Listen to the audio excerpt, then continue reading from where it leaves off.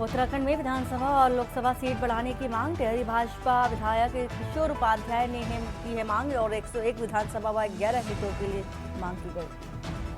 दिव्यांगजनों के लिए सीएम धामी की बड़ी घोषणा। दिव्यांगजनों को मिलेंगे मुफ्त उपकरण। छात्र छात्राओं को आईएएस की कोचिंग फ्री। सेना का अंग बने 201 अग्निवीर। पासिंग आउट परेड में तिरंगे का मान और देश की रक्षा के लिए शपथ ली। शिक्षा विभाग में तैनात होंगे 599 अतिथि शिक्षक। शिक्षा मंत्री धन सिंह रावत ने अधिकारियों को तैनाती के निर्देश दिए। 582 मलिन बस्तियों को राहत। 3 साल तक उजड़ने का खतरा टला। अध्यादेश को राजभवन की मिली मंजूरी। स्कूली बच्चों की शैक्षिक यात्रा के लिए एसओपी जारी। विभागीय अधिकारियों को भी अलर्ट किया गया। आप देख रहे हैं के न्यूज, खबरों का सारथी। नमस्कार, मैं हूं वंदना पांडे और आप देख रहे हैं के न्यूज इंडिया। उत्तराखंड की धामी सरकार ने बेटियों को बड़ी राहत दी है।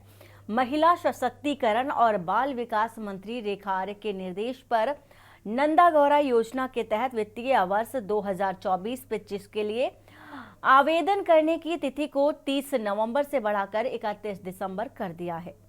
वहीं इस संबंध में आदेश भी जारी कर दिए गए हैं। महिला सशक्तिकरण और बाल विकास विभाग की ओर से संचालित नंदा गौरा योजना में वित्तीय वर्ष 24-25 में आवेदन मांगे गए हैं और इस योजना के तहत इंटर उत्तीर्ण करने के बाद छात्राओं को 51,000 रुपए की धनराशि उच्च शिक्षा के लिए दी जाती है। इस संबंध में जनप्रतिनिधियों और आम लोगों की ओर से आवेदन आमंत्रित की समयावधि बढ़ाए जाने की मांग की गई है। वहीं मंत्री रेखा आर्य ने सभी पात्र बालिकाओं और उनके अभिभावकों से प्रमाण पत्रों को जल्द पूरा कर आवेदन करने की अपील की है। उन्होंने कहा है कि राज्य में कई पात्र बालिकाएं जरूरी प्रमाण पत्र न बन पाने से आवेदन नहीं कर पा रही थी और 1 माह के बढ़े समय का ऐसे अभ्यर्थियों को फायदा मिलेगा। नंदा गौरा योजना को लेकर लगातार लाभार्थियों के द्वारा भी और कुछ आवेदकों के द्वारा भी और जनप्रतिनिधियों के द्वारा भी यह कहा जा रहा था कि 30 नवंबर की आखिरी तिथि होने के कारण कई समय से जो है कई बालिकाएं जो है इसे भरने से चूक गई हैं। चूँकि ये प्रक्रिया ऑनलाइन है तो कुछ लोगों को इसमें दिक्कतें आई हैं, जिसके कारण से समय वृद्धि के लिए कहा गया और उनके अनुरोध को स्वीकार करते हुए 31 दिसंबर तक 1 महीने का जो है इसमें समय वृद्धि कर दी गई है, ताकि अधिक से अधिक आवेदन जो है वो 12वीं पास की हमारी बालिकाएं हैं वो कर पाए।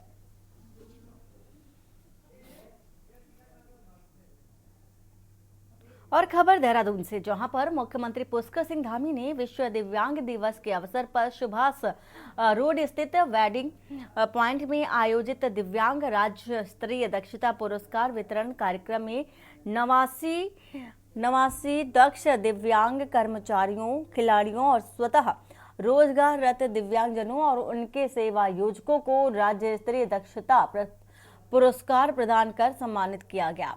इस अवसर पर मुख्यमंत्री ने आगामी विश्व दिव्यांग दिवस तक सभी दिव्यांगजनों को उनकी आवश्यकता अनुसार सभी जिलों में स्पेशल कैंप लगाकर निःशुल्क उपकरण उपलब्ध कराए जाने और दिव्यांग विद्यार्थियों को निःशुल्क ऑनलाइन आईएएस कोचिंग की व्यवस्था कराए जाने की घोषणा की है।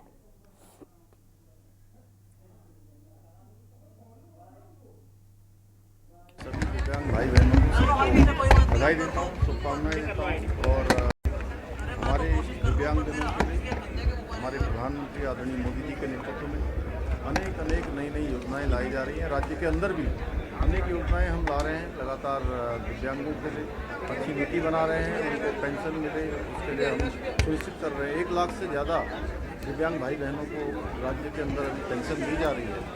निकट भविष्य में जितने भी हमारे दिव्यांग हैं उनको प्रत्येक जिले में कैंप लगाकर अगले दिव्यांग दिवस तक सारे उपकरण, चाहे कान के हों, चाहे उनके पैरों के हों या उनकी कोई अन्य डिमांड हो, जो भी उनके लिए ज़रूरी होती है वो सब हम उपलब्ध कराएंगे।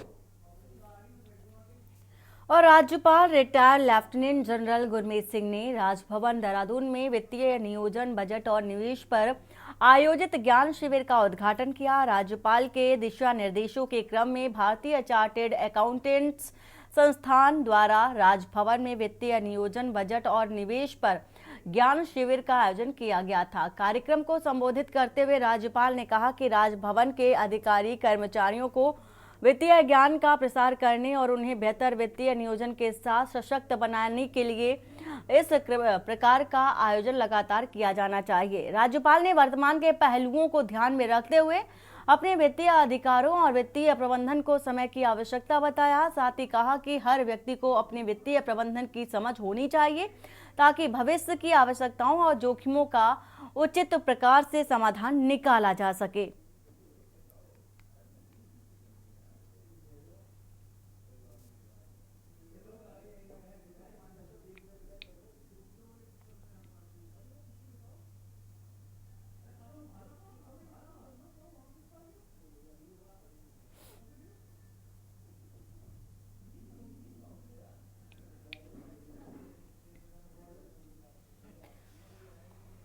और खबर रामनगर से, जहां पर बाघों के संरक्षण को लेकर पिछले हफ्ते देहरादून में हुई बैठक में बाघ संरक्षण की दिशा में किए जा रहे प्रयासों को बढ़ाने के लिए बाघ रक्षक योजना को मंजूरी दे दी थी। दरअसल वन मंत्री सुबोध उनियाल की अध्यक्षता में tiger conservation foundation for CTR के शासी निकाय के 10वीं बैठक में इस योजना को पिछले हफ्ते मंजूरी मिली थी। कॉर्बेट टाइगर रिजर्व ने बाघ रक्षक कार्यक्रम की स्कूली बच्चों के मौजूदगी में लॉन्चिंग की और वहीं जीआईसी स्कूल के प्रवक्ता पद पर तैनात दिनेश चंद्र रावत ने कहा कि जिम कॉर्बेट द्वारा जो बाघ रक्षक कार्यक्रम चलाया जा रहा है,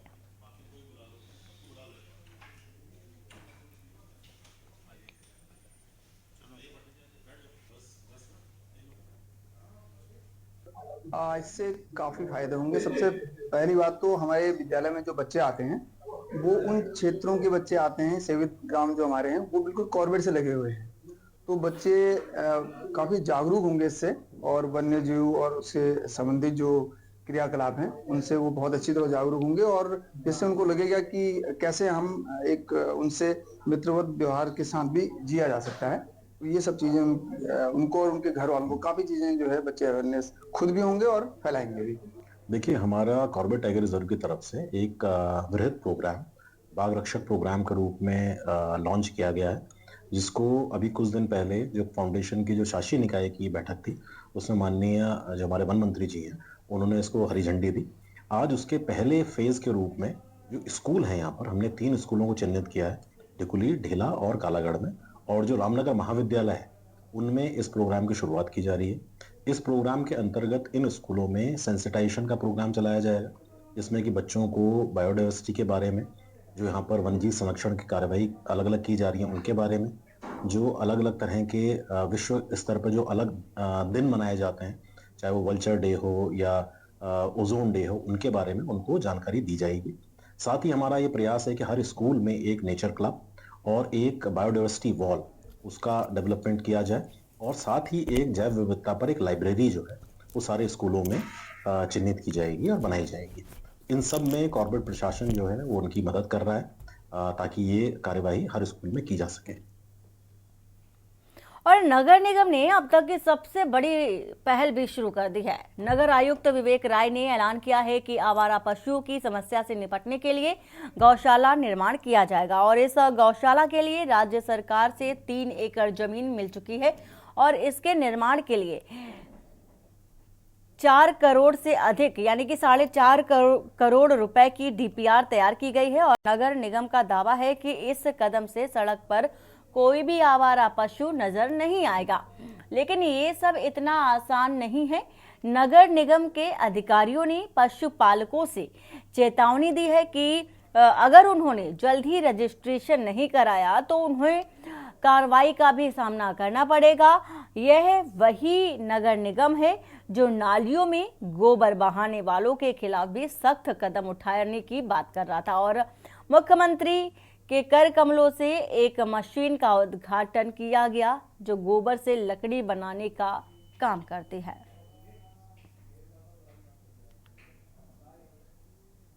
एक गौशाला का निर्माण की प्रक्रिया प्रारंभ की है। हमें 3 एकड़ से अधिक की ज़मीन राज्य सरकार से प्राप्त हो गई है। उस ज़मीन के लिए हमने डीपीआर बना लिया है। डीपीआर जो है 4.59 करोड़ का है, जिस पे हमें शीघ्र ही निकट भविष्य में धनराशि प्राप्त होगी और हम इस स्थिति में होंगे कि सड़क पर एक भी आवारा पशु नहीं होगा। आज की डेट में आपके चैनल के माध्यम से शहर के हम सम्मानित नागरिकों से, पशुपालकों से ये कहना चाहते हैं कि हमारे शहर में डेयरी उपविधि है। कोई भी पशुपालक बिना नगर निगम में रजिस्ट्रेशन कराए यदि पशुपालन कर रहा है तो ये नियमों के विरुद्ध है, उसके विरुद्ध हमें कार्रवाई करने को विवश होना पड़ेगा। पशुपालकों द्वारा नालियों में भी गोबर बहाया जा रहा है, जिसके लिए हमने माननीय मुख्यमंत्री जी के कर कमलों से एक मशीन जो कि गोबर से लकड़ी बनाती है वो हमने उद्घाटित करा करके कुछ कंट्रोल करने का प्रयास किया है। और खबर कालाढूंगी से है, जहां पर मिनी रोडवेज बस स्टेशन बनाए जाने की मांग स्थानीय युवाओं ने एक बार फिर से उठाई है। कालाढूंगी में बहुत पहले से रोडवेज बस स्टेशन बनाने जाने की जो मांग है वो हो रही है, मगर दिशा को में भी कोई कार्य होता दिखाई नहीं दे रहा है। एक बार फिर मयंक गुप्ता के नेतृत्व में स्थानीय युवाओं और क्षेत्रीय लोगों ने एसडीएम रेखा कोहली के माध्यम से राज्य के परिवहन मंत्री को ज्ञापन भेजकर मिनी रोडवेज स्टेशन बनाए जाने की मांग की। लोगों का कहना है कि कालाढूंगी इतना पुराना शहर होते हुए भी यहां आज तक रोडवेज स्टेशन नहीं है, जिस वजह से दूर दराज जाने के लिए लोगों को भारी परेशानियों से होकर गुजरना पड़ता है। वही स्थानीय लोगों का कहना है कि पहले भी परिवहन मंत्री स्वर्गीय चंदन रामदास जी को इस समस्या के बारे में अवगत कराया गया, वह आश्वासन भी दे चुके थे, लेकिन कार्रवाई नहीं हुई। उसके बाद भी शासन प्रशासन द्वारा कोई कार्रवाई नहीं की गई। कालाढूंगी में हमने एसडी महोदय के माध्यम से माननीय मुख्यमंत्री जी को कालाढूंगी में मिनी बस स्टैंड बनाने के लिए ज्ञापन दिया है, क्योंकि कालाढूंगी की जनता बहुत परेशान है। रात्रि में दिन में यहाँ आने जाने की सुविधा नहीं है और साथ ही कालाढूंगी क्षेत्र से 60 से 70 ग्रामीण क्षेत्र और ग्राम पंचायत जुड़ी हुई हैं, जिनका मुख्य मार्ग ही कालाढूंगी है। और गत 2 वर्ष पहले भी माननीय परिवहन मंत्री स्वर्गीय चंदन रामदास जी को इस संबंध में हमने अवगत कराया ज्ञापन के रूप में, तो उन्होंने हमें आश्वासन दिया था कि जल्दी हम इस पर कार्य करेंगे। तो किसी कारणवश उनका देहांत हो गया तो वो फाइल नहीं आगे बढ़ पाई। तो आज हमने एसडीएम महोदय के माध्यम से माननीय मुख्यमंत्री जी को इस क्षेत्र इस कार्य की ओर हमने थोड़ा प्रकाश डालने के लिए उनसे निवेदन किया है और उनसे हम निवेदन करते हैं कि इस कार्य को आप देखें और करें। धन्यवाद। कालाढूंगी कुछ लोग मेरे पास आए थे, इनके द्वारा ये कहा गया है कि यहाँ पे मिनी बस स्टैंड कालाढूंगी में बनना चाहिए। उन्होंने मुझे एक जगह सजेस्ट करी कि हुड़किया चौड़, मैं इसको दिखवा लेती हूँ। अगर वहाँ पे कोई लैंड का इशू ना हो तो हम लोग उसमें प्रपोजल बनवाएंगे, अगर फॉरेस्ट का होगा तो उसी अनुसार हम लोग इसमें कार्रवाई करेंगे आगे। और नैनीताल की माल रोड में सड़क किनारे खड़ी की गई साइकिलों पर नगर पालिका प्रशासन द्वारा कार्रवाई कर जब्त कर लिया गया, जबकि टैक्सी बाइकों के चालान काटे गए। माल रोड में पर्यटकों व स्थानीय लोगों द्वारा सड़क किनारे फुटपाथ पर किराए में दिए जाने वाली साइकिलें व मोटरसाइकिल के जहां तहां पार्क किए जाने से पैदल चलने वाले लोगों को दिक्कतों का सामना करना पड़ रहा था, तो वहीं दुर्घटना होने की संभावना, जो आशंकाएं हैं, वो बढ़ रही थी। स्थानीय लोगों द्वारा इन्हें हटाने की शिकायत संबंधित विभागों को की गई थी, जिस पर कार्रवाई करते हुए आज नैनीताल की माल रोड में अतिक्रमण कर किराए पर दी जाने वाली तकरीबन 40 साइकिल को जब्त कर चालानी कार्रवाई की गई। वही मामले में नगर पालिका के अधिशासी अभियंता का कहना है कि फुटपाथ में लगाए जाने वाले फंड खोखा पर चलने वाली कार्रवाई की जाएगी और लोगों को अतिक्रमण से होने वाली दिक्कतों से निजात भी मिल जाएगी।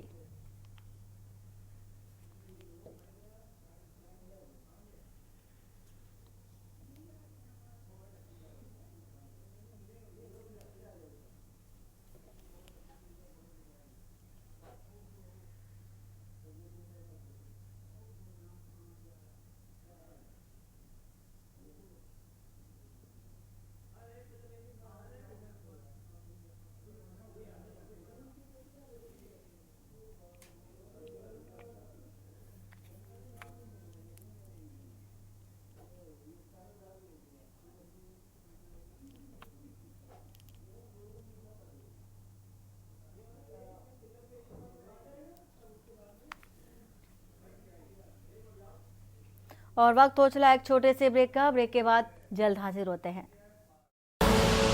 आप देख रहे हैं के न्यूज, खबरों का सारथी।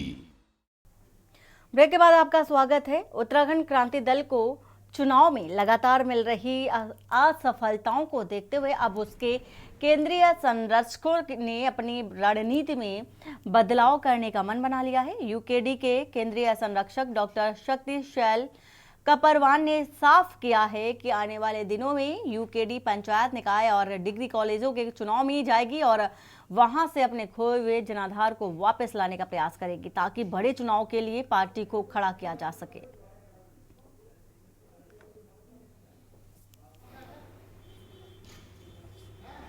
ग्रास रूट एक्शन प्लान होगा।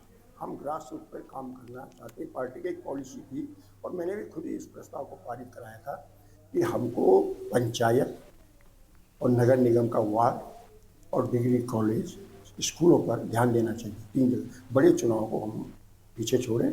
जो बेसिक जो हमारा क्षेत्र है, छोटे छोटे चुनावों को हमें जीतने की आदत डालनी पड़ेगी, क्योंकि पार्टी बहुत बार चुनाव हार चुकी है।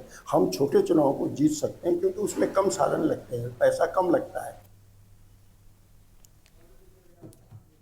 और नैनीताल की माल रोड में सड़क किनारे खड़ी की गई साइकिलों पर नगर पालिका प्रशासन द्वारा कार्रवाई कर जब्त कर लिया गया, जबकि टैक्सी बाइकों के चालान काटे गए। माल रोड में पर्यटकों व स्थानीय लोगों द्वारा सड़क किनारे फुटपाथ पर लगे किराए पर दिए जाने वाली साइकिलें और मोटरसाइकिल के जहां तहां पार्क किए जाने से पैदल चल रहे लोगों को दिक्कतों का सामना करना पड़ रहा है। वहीं दुर्घटनाएं होने की जो आशंकाएं हैं वो भी बढ़ती जा रही हैं। स्थानीय लोगों द्वारा इन्हें हटाने की शिकायत संबंधित विभागों को भी दी गई थी, जिस पर कार्रवाई करते हुए आज नैनीताल की माल रोड में अतिक्रमण कर किराए में दी जाने वाली तकरीबन 40 साइकिल की देखा जा रहा है। साइकिल को जब्त करने कर चालानी कार्रवाई भी की गई है। और वहीं मामले में नगर पालिका के अधिशासी अभियंता का कहना है कि फुटपाथ में लगाए जाने वाले फंड खोखा पर चालानी कार्रवाई की जाएगी ताकि लोगों को अतिक्रमण से होने वाली दिक्कतों से ना जूझना पड़े। जिलाधिकारी महोदय के निर्देश के क्रम में आज नगर पालिका की टीम के द्वारा माल रोड में सड़क पर जिनके भी द्वारा साइकिल वगैरह पार्क की गई थी उसको जब्त किया गया है। 40 से 50 साइकिलें हमने जब्त की हैं और अब जैसे ही ये लोग हमारे पास आते हैं साइकिलें लेने तो उस पर चालानी कार्रवाई की जाएगी नगर पालिका की ओर से। इसके अलावा माल रोड में आप देखते हैं कि कभी कभी खोखा फड़ वाले भी लगते हैं, अवैध वेंडर्स, क्योंकि वो नो पार्किंग जोन भी है और नो वेंडिंग जोन भी है। तो हमारी कोशिश है कि माल रोड को हम इस तरह से व्यवस्थित करें कि वहाँ किसी प्रकार की अवैध कोई भी गतिविधि ना हो। और पर्यटन एवं तीर्थाटन की दृष्टि से महत्वपूर्ण उत्तराखंड में पर्यटकों और तीर्थयात्रियों की बढ़ती संख्या के मद्देनजर सड़कों पर जाम की समस्या से निपटने के लिए सरकार अब वाहनों की पार्किंग सुविधा विकसित करने पर विशेष जोर दे रही है। राज्य के शहरी विकास मंत्री डॉक्टर प्रेमचंद्र अग्रवाल ने बताया कि जाम की समस्या से निपटने के लिए राज्य में 171 स्थानों पर पार्किंग स्थल बनाए जा रहे हैं, साथ ही जिनमें से 15,000 से अधिक वाहनों की पार्किंग हो सकती है। पहली बार राज्य में पर्वतीय क्षेत्र के 9 स्थानों पर टनल पार्किंग भी तैयार की जा रही है और इसके चलते जाम की समस्या से निजात भी मिल सकेगी।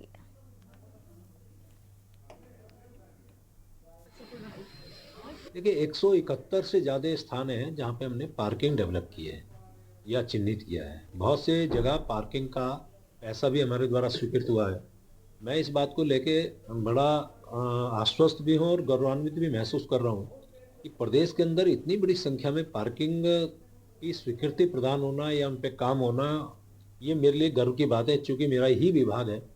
और लगातार मैं जितने भी, चाहे पहाड़ की पार्किंग हो, स्पेस पार्किंग हो, मल्टी स्टोरी पार्किंग हो या टनल पार्किंग हो, ये देश का पहला प्रदेश होगा जहाँ टनल पार्किंग पे भी हम विचार कर रहे हैं।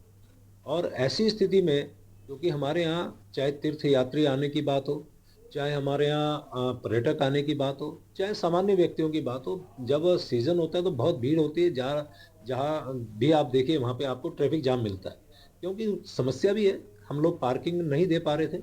लेकिन मैं फिर कहना चाह रहा हूँ कि माननीय धामी जी की सरकार में जिस प्रकार से अनेकों स्वीकृति हमने पार्किंग के लिए की है, हमारे द्वारा वहाँ पे लोगों के जो पार्किंग हमने स्वीकृति काम शुरू है, जारी है, तो बहुत जल्द आपको ये पार्किंग बनती हुई दिखाई देगी। ट्रैफिक जो बढ़ रहा है उस पर कहीं ना कहीं रोकथाम लगेगी। और बुलेटिन में फिलहाल इतना ही। बाकी की खबरों के लिए बने रहिए आप के न्यूज इंडिया के साथ। नमस्कार। आप देख रहे हैं के न्यूज, खबरों का सारथी।